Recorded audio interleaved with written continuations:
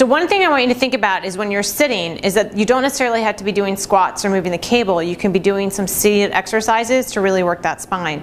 So what's nice is that his feet are at the bottom edge, and if I bring the incline up, as we talked about earlier, I accommodate for some hamstring flexibility. It does require the person on the board to hold that board up, so it does require some core stabilization. One of the exercises that's really nice is hip hinging. So that's a nice, great way to work the back. And you're just basically going to hinge forward from the hips and then back. The range of motion isn't necessarily very large, and sometimes I work with people on this exercise just so they understand the aspect of can they move from their hip and not necessarily from their mid-back or flexing and rounding from that lumbar spine. If I'm noticing that there's barely any movement and they're not really feeling it, there are two options. First option might be to put their feet on the floor and then stand up a little bit and let the glide board come all the way down the rails.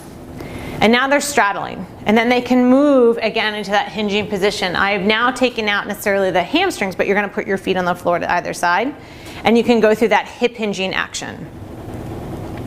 You can add that long lever with the arms, where the arms can be reaching overhead. If this feels pretty easy, I can then open up the board and have them keep the board open and try to stabilize the board that way as they're hinging. Another way to tweak this exercise can be as simply as now putting your feet back to the struts.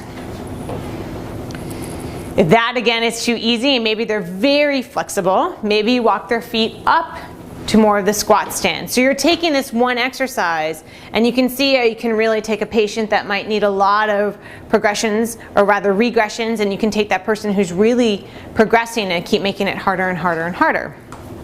So with hip hinging, a nice natural way into an exercise is a roll up. So I'm going to have you push the glide board up the rails, and then you can go into a roll up and then a roll down. One of the things I wanted to highlight, as we mentioned earlier, was the fact that you can really cue the movement of the glide board. You can really build in that proprioceptive awareness that movement begins with the initiation of the pelvis. And that's what sometimes I necessarily really want the person to start to understand, because they oftentimes are guarding there. And not that I want to encourage more spinal flexion, but I do want them to encourage more mobility within that spine. The lower you go with this exercise, the harder it becomes.